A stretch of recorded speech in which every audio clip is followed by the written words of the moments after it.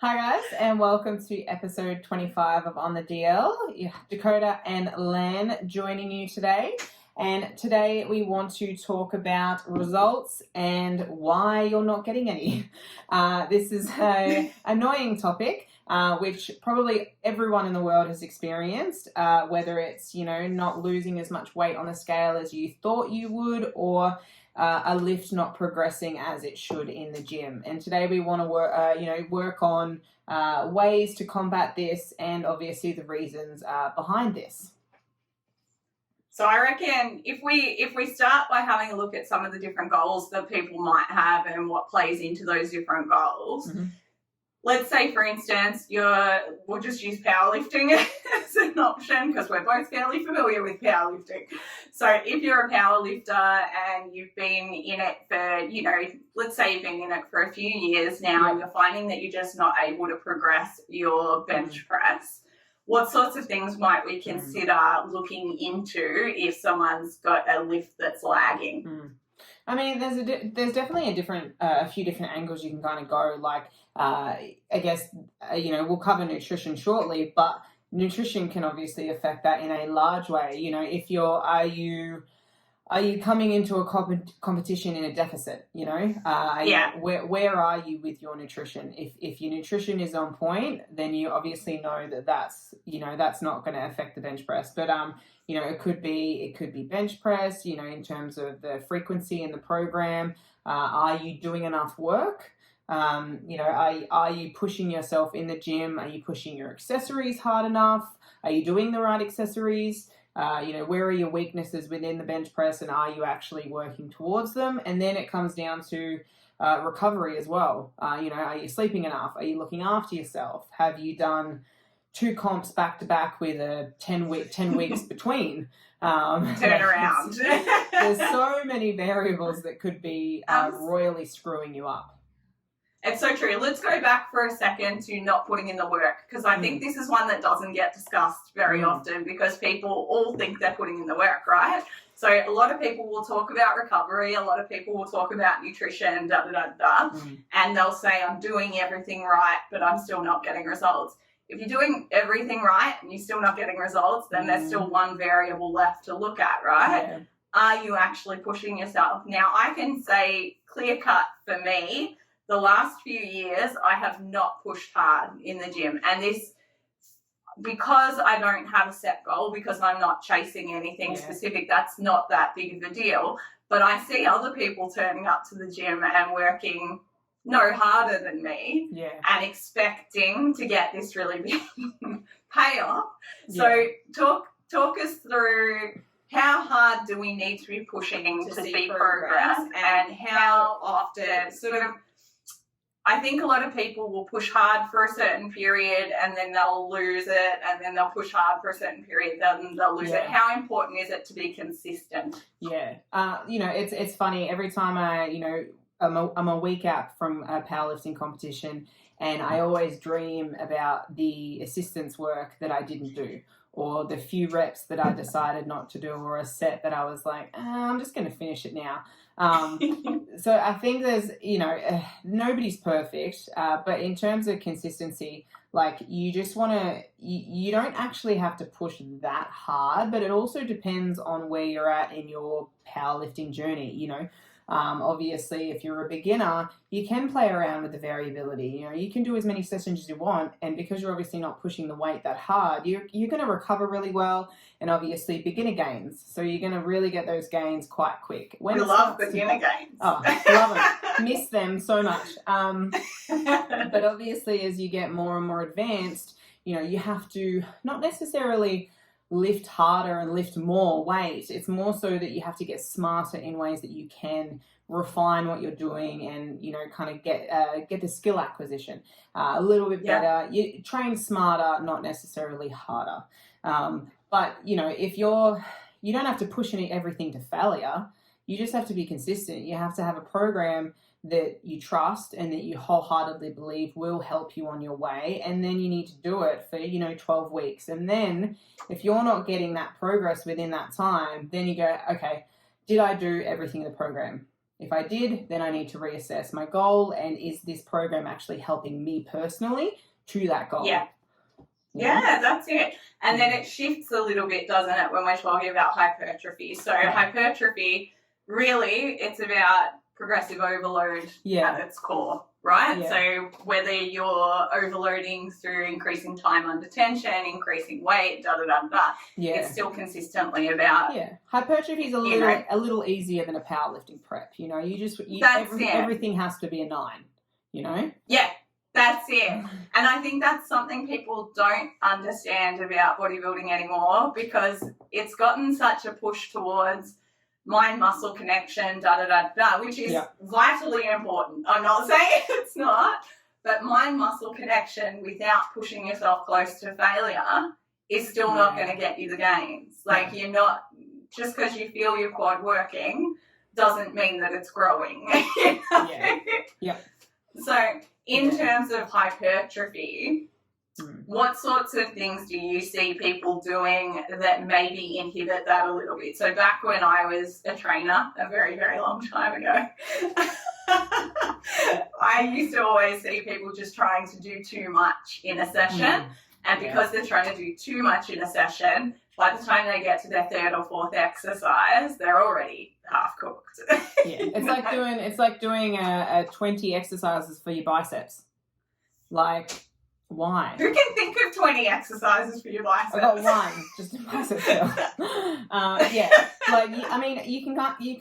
Definitely doing too much is definitely a detriment. Like, do you really I mean, that's where a coach comes into it, you know. They write you a program based on exactly what you need. Whereas if you're doing it yourself, you think more is more, but really it's like you're just wasting your time. Like, that's it. And obviously if you're under recovered and you're doing too much, then the burnout is going to hit you a lot faster. But another one I see is changing the exercises too quick. Like, so every 4 weeks you get a fresh new program, and it's like, you don't need that. Like, you don't need it that quick. Even in hypertrophy, you don't. Like, how hard have you really pushed those exercises? It's also difficult to see progress if you're changing that often, right? Like, so after 4 weeks, you might have put 10 kilos on your squat, great, but you could have potentially put 20 or 30 kilos on that squat had you actually taken it all the way through, because skill acquisition is still a part of bodybuilding, right? Like, even though it's probably more fundamental in powerlifting and it has the ability to make bigger differences in powerlifting, it's still a big part of hypertrophy, and skill acquisition takes time.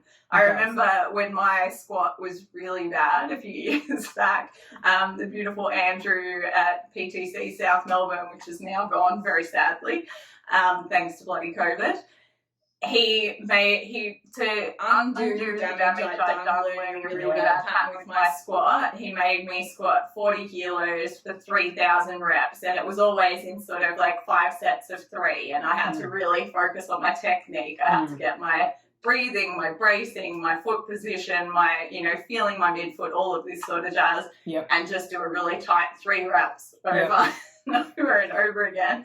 And it was only once I'd hit those 3,000 reps that he would allow me to graduate. And it was because it does take time, particularly if you're undoing a bad habit, it takes even longer, doesn't it? Yeah, unbuilding old movement patterns takes time to build a skill, because I don't know, I find people look at like workouts and movements completely different. Like, if you were learning how to play chess, would you play one game and go, sweet, let's make it harder. Let's go. Let's enter a tournament.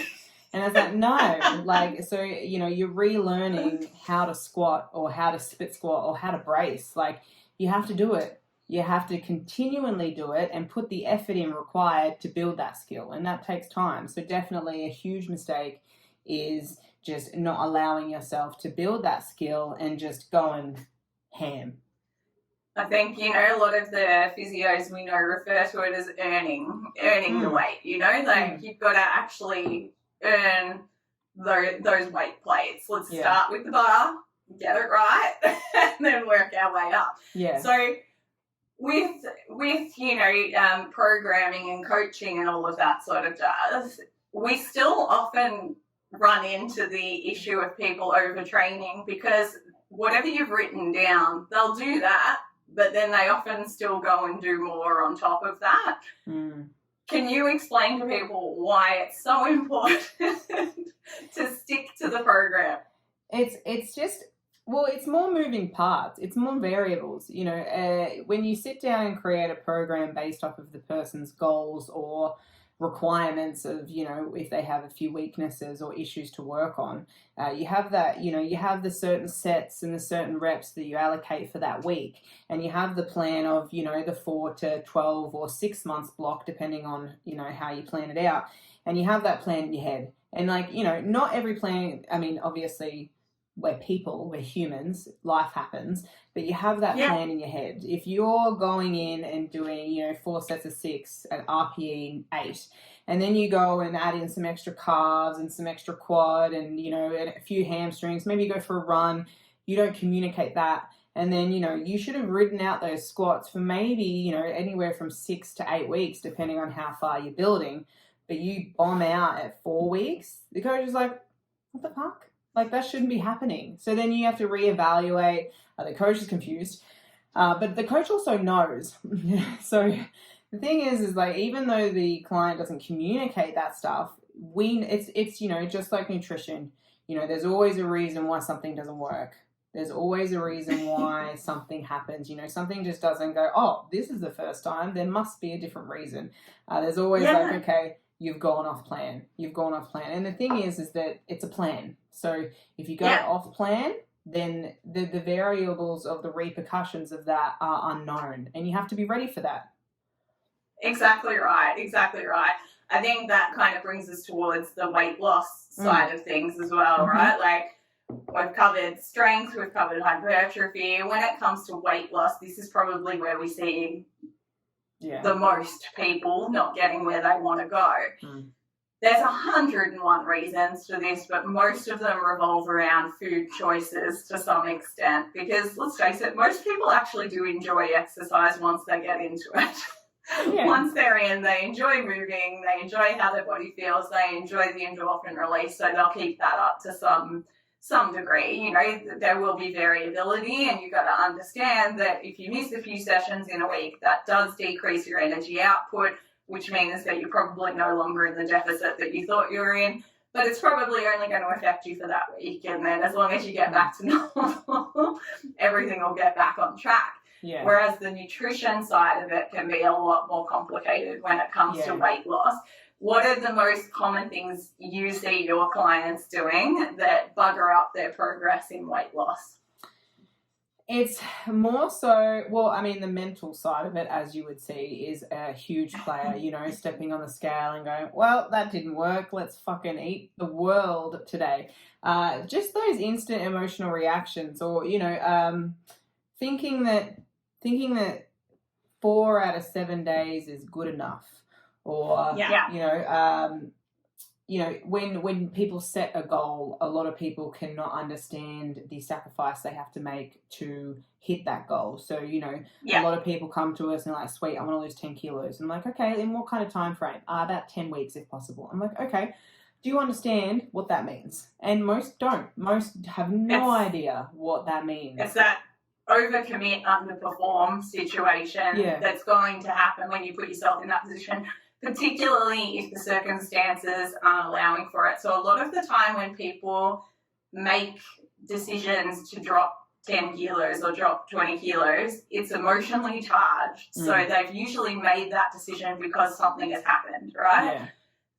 They got really uncomfortable in themselves. Someone made a comment. Something happened in their life to drive them to make that decision. And that 10 kilo goal or that number gets really set in their mind regardless of all of the other aspects. So instead of focusing on their health, focusing on their performance, focusing on their movement, all of these sorts of things, they get so fixated on that one number that you're right. The days that they get on the scales are almost always detrimental because there's 3 things that they could potentially step off those scales feeling. 1, awesome, I dropped 3 kilos. 2, I only dropped 500 grams today. And last, the scales didn't move or they went up, right? Mm. So there's like a 75% chance you're not going to be happy with what the scales are going to tell It's you. not a good average. And not a good average, and only a 25% chance that they're going to make your day better. So we get this sort of disconnect because the actions that you're doing are beneficial regardless of what the scales said. Different story if you're not being compliant. We'll talk about that in a second. But if you're being compliant and the scales aren't doing what they say they're going to do, you have to understand that weight loss isn't linear. You're going to have times where it's going to plateau. You're going to have times where it peaks, times where it troughs. It's going to be affected by what else is going on in your life at the time, whether your period's due, whether you haven't had enough water. All of these things are going to affect your weight loss. And that's okay, as long as you stay focused on the end goal, which should be to be healthier, to move better, to feel better in your clothing, so on and so forth. You and I have both seen it in a number of our clients. The amount of weight that they want to lose is not necessary for the body that they want to achieve, but they've got the number in their head, so it keeps messing them up, keeps giving them that negative feedback. Yeah. For some people, scales are a really healthy thing because they're able to just see it as data. And for those people, good on you. Jump on the scales as often as you like. Wonderful. For the people who don't find them beneficial, and you and I have had this discussion about you, babe. You prefer not having to get on the scales all the time because it makes you feel happier. One less stress in your life, right? Yeah. 100%. And now when you do get on the scales, you don't have a panic about it because it's not a big deal. It doesn't tell you if you're feeling better. It doesn't tell you if you're performing better. It doesn't dictate any of that. So that's a big part of what's going on. Then there's the non-compliance side of things, and non-compliance can come in a number of ways. Sometimes it's passive. Sometimes it's just eating a little bit more of things that you don't realize are adding up to a lot more calories. So you might have an extra 5 grams of nuts, or you use an extra couple of grams of oil and da-da-da-da by the end of the day. Or maybe you had a treat meal and you didn't realize that it didn't have 500 calories, it actually had 2,000. Exactly right. And then all of a sudden we've got this fluctuation in your intake for that week. So all of a sudden we go from having this very planned calories in versus calories out to no plan at all. Like you were saying before with the training side of things, it's the variables that are confusing because then your coach doesn't actually know how to calculate to adjust because you haven't been tracking or measuring it. Other things that can sort of factor in are binge eating. Binge eating is a really common one because it's in one sitting. People don't see why it has the potential to affect this weight loss journey that you've been on for 6 weeks. It's one meal. Huge, and then it stalls everything. It also then creates this negative association with food that puts you into a position where you're most likely going to restrict at some point. So because you've had this behaviour that you're ashamed of, now you're going to go away and try and compensate for it, try and fix it, that's it. And what that actually does is it tells you, pardon my terminology, but it tells you you're shit, you failed, you're crappy at what you're doing, which reinforces negative feelings towards yourself rather than motivating you. It keeps going. Like, I think speaking of that, like, that's the huge mistake that people do with nutrition is that they go hard and fully restrict, like, how low can I put my calories? And then they do it for maybe 5-6 days. Maybe they can handle it, maybe they can't. And then they binge, like you said, and then they feel bad. They're like, well, I'm a failure. I can't believe I can't stick to an 800-calorie diet. Fuck my life. I'm going to eat everything with my week's calories in today. And then they do it again. It's like, it's okay. I'll just try again. And then it's just that cycle, and they end up weighing the same. And then psychologically, they have this really negative relationship with both their food and their body because they believe that it's the food that they're putting in their body not the calories that are having that effect, right? Yeah. If you look at it from a purely caloric perspective, if you kind of go, all right, calories in, calories out, even if you don't eat particularly well, you will still get some results. Not that I'm encouraging that, but you will get some results because energy in versus energy out is a big part of the equation. Yeah.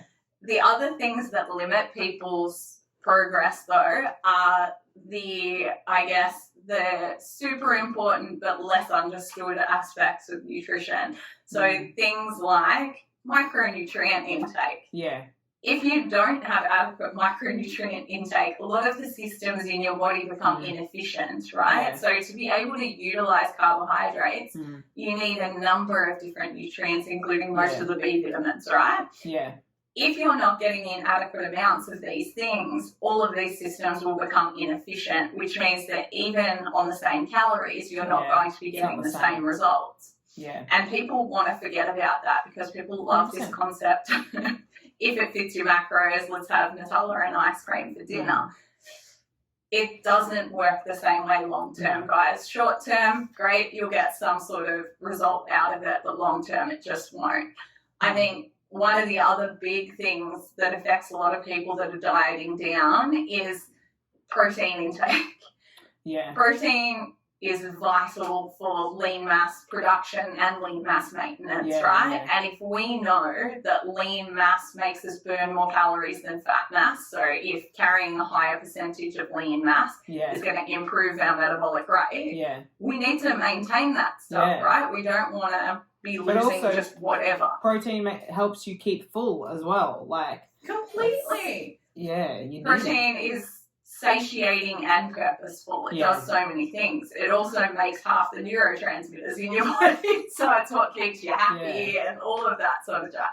So when people are dieting down, they'll take away anything that's high in calories because they have this association with, I want to take away anything that's high in calories. So out goes the salmon, out goes the beef, out goes all of these things, and they start replacing it with all of these really low calorie options. Chicken and rice. Which is fine, but how much of that can you eat before you get really sick of it? Yeah, exactly right. And if you can't maintain it for the long term, it's just not going to work for you. So plan. Yeah. Get a better idea of what you're expecting to get out of what you're doing and plan around that. You're going to have events in your life. You're going to have things that you want to go to and not have to count calories and that sort of jazz. Plan for these things. Speaking of like the food and stuff, I like the chicken and rice. I was having a conversation with a client, and I think a lot of people do this, and I definitely have in the past. You know, I'm such a princess. I hate reheated food. I hate it with a passion. I just can't do it. Like, I'm so lucky to be able to work at home because I just couldn't handle it. Like, no, thank you. And I remember probably 5 years ago now, I used to meal prep. I used to do, a week's worth of containers. I used to put them in the freezer. I'd take them out and I wouldn't eat it because it was boring and gross and reheated. And I was talking to a client about it, and she's like, yep, sweet. Like, I prepped all my food, and a few weeks went by and she just wasn't eating it, wasn't feeling it. I'm like, what are you cooking? And I was like, wow, that sounds really boring. And I'm like, how about you look at these meals and go, okay, rather than, I need protein, I need fats, I need veggies, I need carbs. How about you try and make a meal that you enjoy, even if it is a little bit more calories than your traditional chicken, rice, and veg. It's going to taste so much better, and you're actually going to eat it. And volume eating isn't everything, right? No. So people think volume eating is going to keep them feeling fuller. No. But we also get responses from our brain when things have a strong taste, right? Mm. So there's heaps of studies out there that show that eating bland food, you will want to eat more, whereas eating flavoursome food, you'll get satiated quicker. Yeah. So it's not as simple as volume. No. Yep, great if you can do both. If you can do a little bit of volume food with lots of flavour, you definitely. It's when I was cutting for Wildcats. I remember terrible time.